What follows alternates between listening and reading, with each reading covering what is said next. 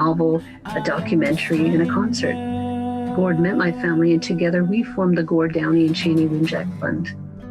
Together we are sharing Secret Path and other reconciliation resources with legacy schools, setting up legacy spaces across Canada, and hosting events like Secret Path Week to inspire all Canadians to engage in reconciliation.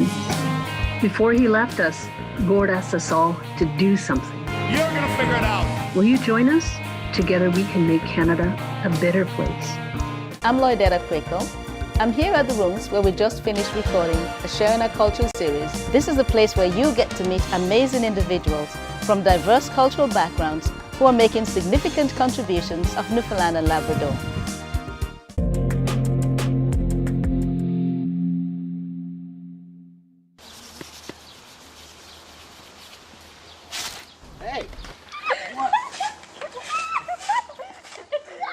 The lift wasn't working and he was in pain, so I tried to lift him on my own. Yes, it's bad. I'll need help. Can I help you with that? No, I'm good. Thanks. Workplace injuries hurt the most at home.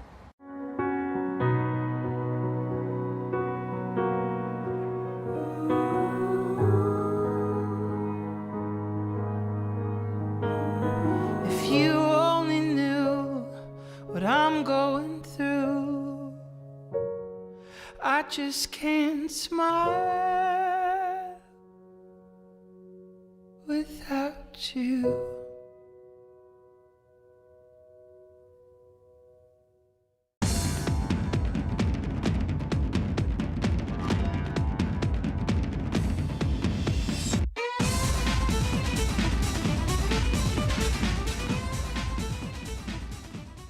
Hello, and welcome to Out of the Fog.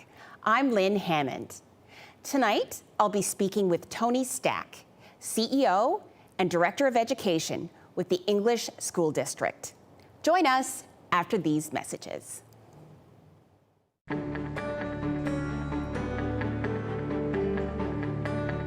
You're watching Rogers TV, St. John's.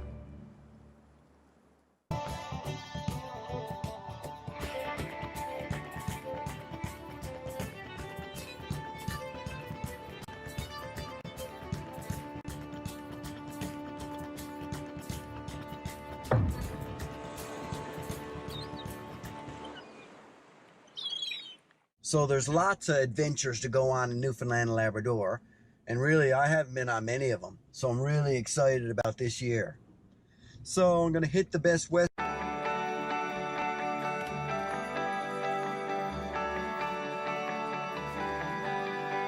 This is Rogers TV. Welcome back.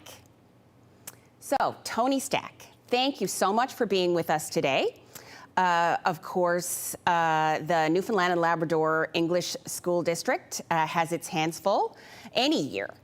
But this year, particularly with the management of COVID-19, we felt that it was really important to invite you to come to the show and help us share information with the public and with parents about the work that's going on with the school board. Well, thank you for the opportunity, Lynn. Oh, you're welcome. So I keep, trying to think Eastern School District, but of course, there's been major changes with the English School District in recent years. And so we now have just that one school board for all of our English schools.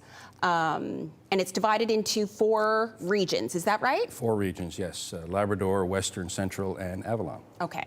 And so primarily today, I think what we'll do is really focus on the Avalon region.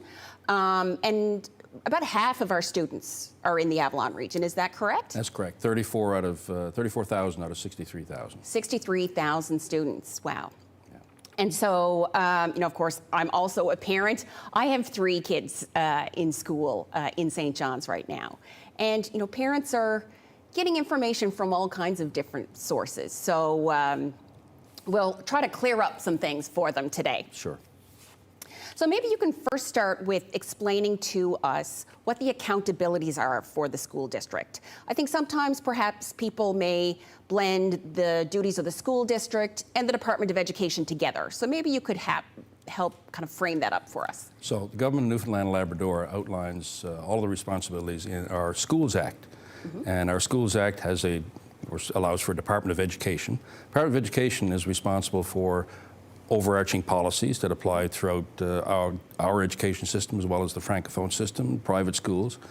And they delineate the curriculum. And they're responsible for department level policies. And then we have a school board, which is 17 elected trustees, which is the governing body for the English School District.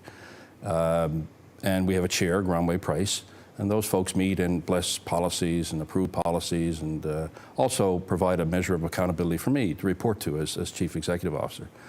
And then there's the district proper, the school district, divided into 4 regions, headquartered in Goose Bay. We have Corner Brook, Gander, and of course St. John's. And our work is curriculum implementation, as well as to amplify the policies that the province might have. And that's basically the delineation. The government Department of Education dictates what the curriculum is. We implement the curriculum. So it's very much that, I'll call it like grassroots service delivery. Correct. Is that, okay. So I guess next we'll talk about, coming into September of this year. Obviously September is so busy every year. Right. But coming into September this year, you had to start the school year with a new plan. And so tell me about, bringing that plan together and what the priorities were for delivering education this year. So priorities really were, we wanted to sustain face-to-face instruction for as long as possible in as safe a manner as possible, informed, of course, by public health. So our government provided us with a plan in July. We delivered our own amplification of that plan in August. One of the complicating factors was, of course, busing very early on. Yes. But other than that, and that took a little while to do, to fix and correct, and things worked out really well. We're very happy with how the school year has launched. Also ever mindful of the epidemiology as informed by public health, and we will be responsive to whatever scenario occurs. And so how important is that relationship with the Department of Education and I guess it's public health specific? I mean, schools would be used to working with public health anyway, but how important is that relationship this year? And how I would think you're talking to them every day. Right, we are, in fact. Yeah. So at the provincial level, we interface with the Department of Education, who in turn interface with public health. And this being an unusual year, oftentimes we're in the same space. So we've had many conversations with Dr. Fitzgerald and her team, with Department of Education officials present, to iron out those provincial level details. Yeah. And then at the regional level, our regional offices are plugged into the regional health authorities. And the relationship there is well established. The communication is excellent. And we work in tandem then with respect to any decisions or considerations that had to be made with respect to the COVID-19 virus. So the additional resources that were put in place this year, janitorial services in the schools, I would think that was all done in collaboration on the recommendations of public health. Is that right? Absolutely. So public health delineated the exact details as per cleaning that would have to take place. Then we take those, again, amplify them, give instruction to our facility staff who've done a tremendous job. There's cleaning at the end of every day. There's protocols for cleaning during the day. Our boys say their school is cleaner this year than it was last year. So, for teenage boys to reckon. Yeah, they're doing I can't imagine having to clean a school every day. It's quite a work. And incredibly, yeah. And we're very proud of our facility staff. Our custodians are excellent. And so, some of the other things that we've seen, so for example, 2 of our boys are in junior high. Normally they would have changed classrooms this year. Right. So staying in the same classroom is a significant change for them. Hasn't impacted their learning. They're wearing masks. For the most part, learning has continued uninterrupted. Is that, I mean, that's my sense as a parent, but is that the case? That's absolutely the case, but it's not without the hard work of administrators in planning the detail for their school. Right. So, you know, the principals, assistant principals, backed up by their staff, really worked through these issues and practiced them, and then that way we were able to operate in this manner. Now, it's not ideal. It's an awful lot of extra work. It is a big burden with respect to the mask wearing and the details, the schedules that had to be redone and fixed. The enforcement. Right, the enforcement, all of those things have been a complicating factor. Right. But our students have responded very well. The learning is happening. Now, it was helped by the fact that we deliberately said, look, let's not jump right into the curriculum right away. Let's emphasize social emotional learning. Right. We've been through a bit of a scare and a bit of an interruption, a huge interruption to the school year. So let's start back easily, and we've done that. We've emphasized those features first. Really happy with the way things have gone. There's been some bumps in the road, but by and large, we've navigated very well through this. And I think the province as a whole should be very proud of what the province has done itself, the medical advice, the direction from the Department of Education, and our implementation. We've really done well. And I was going to actually talk about mental health later in the interview, but I think, you know, you've brought it up, and, you know, the reality is, you know, many parents were incredibly stressed about sending kids back to school this year, even though our numbers were so low. Right. And of course, you know, students, you know, they hear things, they see that tension with their parents. How important is mental health and that focus on individual wellness this year? I mean, both with your staff and then how they engage with students. Right. There's an increasing body of research that points to mental health and well-being for staff and students being important in any time, but particularly after you've been through a shared crisis like this. So it's been emphasized, can't emphasize it enough really, how key that is. And giving students and teachers the tools to navigate through some of these issues has been absolutely paramount. You know, you can't learn unless your mind is at ease and your belly is full and all those things. So it's absolutely really important. And you know, I think in large measure we've grown in our understanding of social and emotional learning during this time. Nothing like a crisis to try to provoke a new way of thinking. Well, you know, and usually, you know, when we have a crisis, it ends. Yes. You know, in, you know, whether it's a storm, you know, Stormageddon, something like that, you know, you deal with it in the moment, and then within a week or two, it ends and you can pick up and move on. And this, in this circumstance, is very different because it's been sustained. And we actually had guests in with Kids Eat Smart, for example, because, you know, like you said, full bellies matter. And there are students coming to school where school is very much their support system, that it's so much more to them than learning. You know, it's the place to make sure they have a full belly and to receive that personal and emotional support that they need. Right. So our teachers have done, our schools prepared a lot of work behind the scenes so that when the students arrive, they're still getting that warm, welcoming environment, that supportive place. Yes. And that's so very critical. And so right now we're in, I guess, the stage we're calling it, or it's called scenario 1. Right. Right? And so, you know, clearly the things that we've seen is that extra social distancing, the masks, you know, additional buses, you know, so there's more spacing on buses, that sort of thing. Yes. Is there anything else that's really unique in this scenario that would be different than school years? Well, we've certainly used the COVID piece to push forward an agenda that we've been working on for some time now, and that's with respect to deep learning. So deep learning is really focused on 6 critical competencies. So those core competencies are character, citizenship, collaboration, communications, critical thinking, creativity. So what we're trying to emphasize is that the learning take place with those competencies in mind, wrapped around, of course, new pedagogies, different ways of delivering, and nothing like a situation like this to force you to think about your pedagogy. Oh, absolutely. Leveraging digital. So even though we're not separated now, we're leveraging digital in the classroom, and that will help if eventually we have to move to another scenario. Taking the learning environments and altering them and changing them up. So going outside a lot, bringing guest speakers in virtually. I don't think we really fully realize the potential of what we could do virtually. So all of those things, the learning environment, the pedagogy, the leveraging digital, new partnerships, not just partnerships external, but internal, partnerships across schools. We've had groups get together and collaborate, classroom to classroom, from say Labrador to the Avalon. So all of those things have greatly assisted us in our response, and should we have to revert to another scenario, it'll also help there. Okay, so what we'll do is we'll take a little break, and when we come back, we'll talk about what would happen if we have to go to scenario 2. Okay. Okay? And we'll be right back after these messages. All right, girls.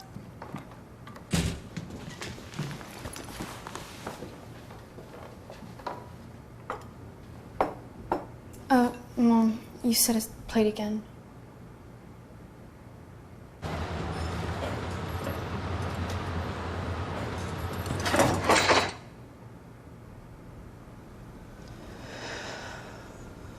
Workplace injuries hurt the most at home. It's about sharing and caring. It's about doing and belonging. It's about living life to its fullest.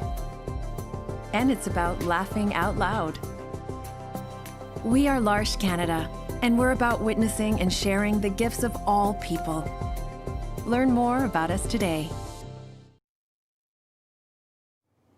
And we're back with Tony Stack, Director of Education and CEO of the English School District. So, Tony, scenario 2. There's always potential that we will have to make modifications in the delivery of education, before the vaccines, come on stream.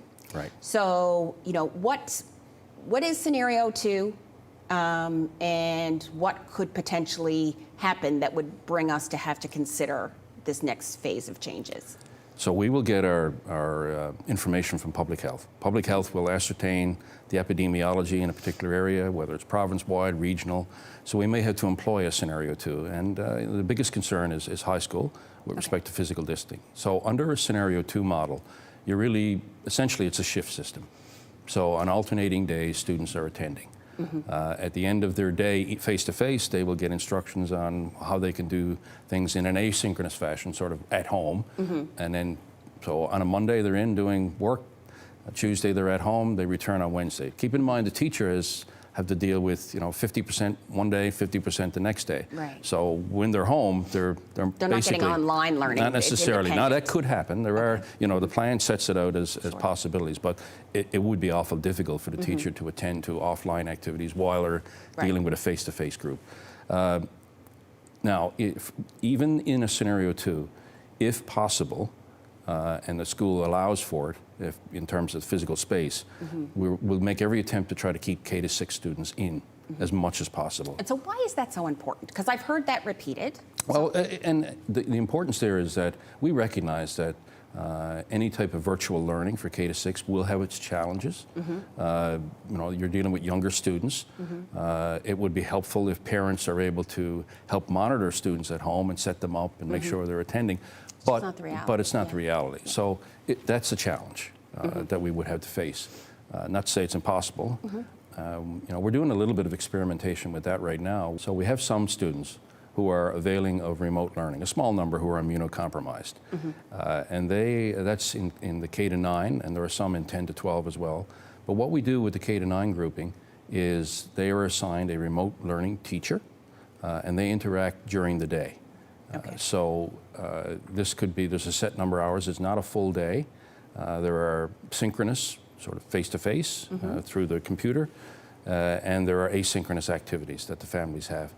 So that's independent. And that's independent, that's right. So that's working out quite well.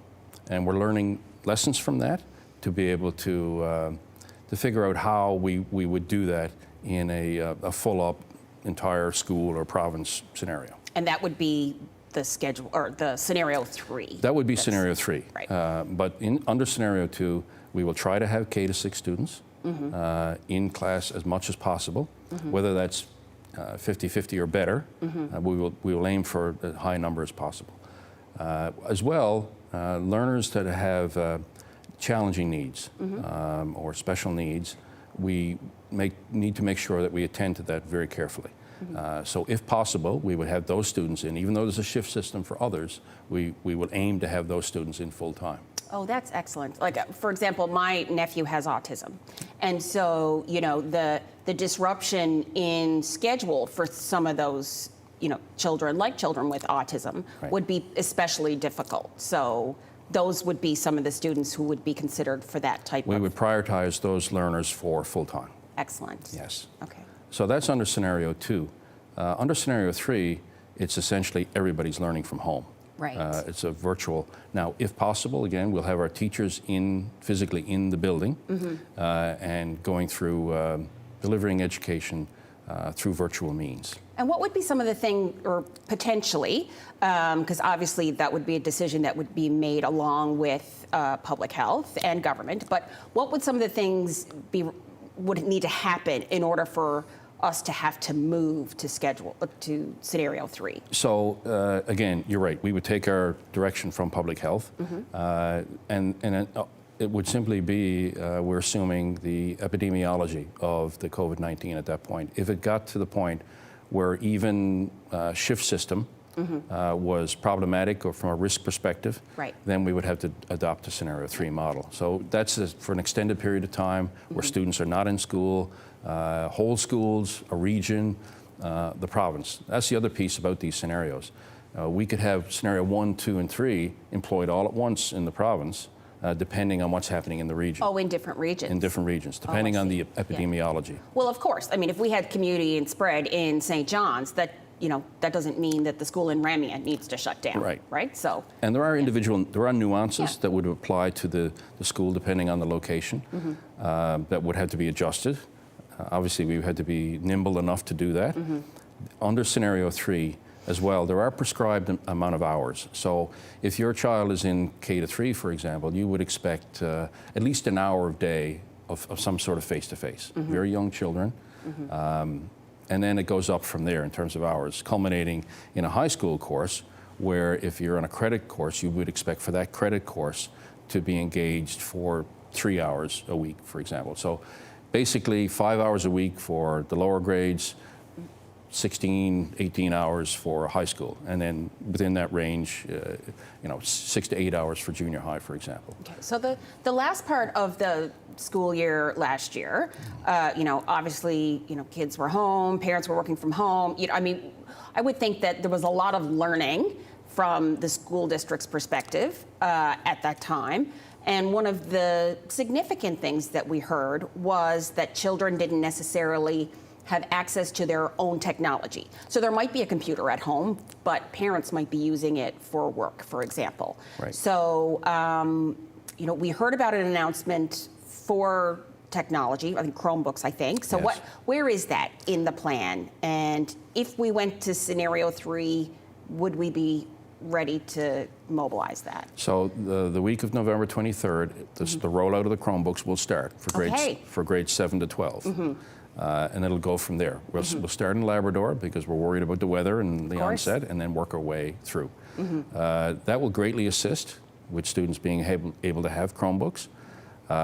In the K-6, there are no delivery of devices. However, we will look and address any areas of concern. If there's a connectivity issue or the inability to access a device, we'll look at that at a school level first and then impose district resources if we have to. Right. We've received something from the schools, I think, to ask if our family had those resources. So I imagine that happened province-wide. That's right, yes. And that's key. We certainly don't want to create any more, to have any equity issues with respect to access to education. It is a public education system, and it's supposed to be universal access. So we definitely want to prioritize that. It's under scenario 3. Obviously, we all want to avoid that, but if we have to implement, then we will do it. We're ready to pivot. A lot of work. You're right. Like the difference in what happened between March and June will be a noticeable shift. We've had time now to start the school year. We're well into it. We're prepared for any eventualities. A lot of learning with respect to how we assess kids virtually, how we interact virtually. We recently did a survey of teachers, and we've had Google Apps for Education for quite some time now. And about 40% identified as wanting a little bit extra professional learning. So we're doing that as we speak. So you know, the corollary of that is that there's 60% who are quite happy and nimble enough to avail of Google Apps for Education. Right. In the meantime, you know, we're still in scenario one. There, you know, in the beginning of the school year, we weren't sure what was going to happen with things like extracurricular activities, for example, music and singing. And, you know, the schools have been able to successfully allow at least some of those activities. Right. You know, while some people may have said, oh no, don't do them at all. So, you know, I think that, you know, I mean, for me as a parent, I recognize the value, but for the school district, why was kind of maintaining those other parts of like the social components of school? Why was that so necessary? Those, you know, the mental well-being is, as we said, very important. Sports, physical activity, extracurricular activities in the athletic domain are so very important, as are the arts and theater and these other aspects of extracurricular. So the provincial plan that was issued in July and then revised in September did allow for a full range of activities. We did a cautious approach early on. We wanted to see how things go. Obviously, our core business is what happens in the classroom, the curriculum, the learning. But if we can do these other things that are important to a well-rounded education, we'd like to do them. One last question. And, you know, there was a pivot this year with regards to delivery of immunizations in schools. And this year, the flu shot is being delivered. So I'll just give you a brief moment to talk about that, and then we'll also put that website address up on the screen. Okay, so the flu shot, we've cooperated with Health. Health runs it completely. They do the collection of the forms. They monitor who signed off and given approval from a parental perspective. And the flu shots are essentially, the schools are being used as a site where the public health have ready access to students. Okay, and so for the benefit of our viewers, the website for that is easternhealth.ca/flu #school. So Tony Stack, thank you so much for being with us today. I think you'll agree with me when I encourage viewers to go to the Newfoundland and Labrador English School District website if they're looking for information, or the Department of Education, or Eastern Health, Public Health, and to stick to those resources in terms of wondering what's going on with schools. Right, we do a continual check on our frequently asked questions site, a good place to go, one-stop shopping. Excellent. The COVID checklist is there, and we're really pleased that people are adhering to that. Great, thank you so much. Thank you. And we'll be right back after these messages. Call the Rogers TV viewer response line, email us, or connect with us on social media.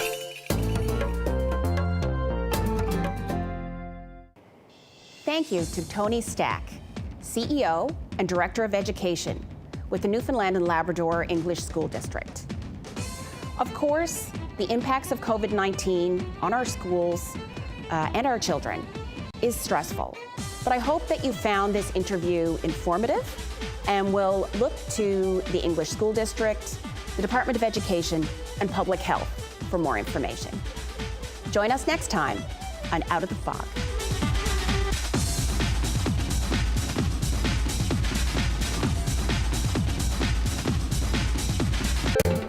Call the Rogers TV viewer response line, email us, or connect with us on social media.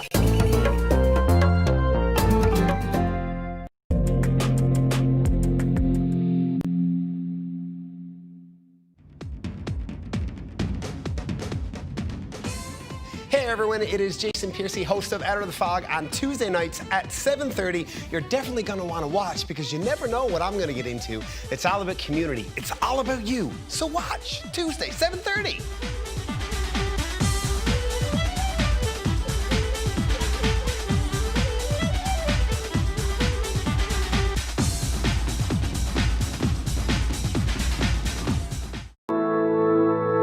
Uncle Cheney was one of over 150,000 Indigenous children that were taken to residential schools between the 1800s and 1996. My uncle ran away from school, wanting to get home to his mom and dad, and sadly he didn't make it and died of exposure. When Gord Downie found out about my late Uncle Cheney's story, he wrote Secret Path, a series of poems that became an album, then a graphic novel, a documentary, and a concert. Gord met my family, and together we formed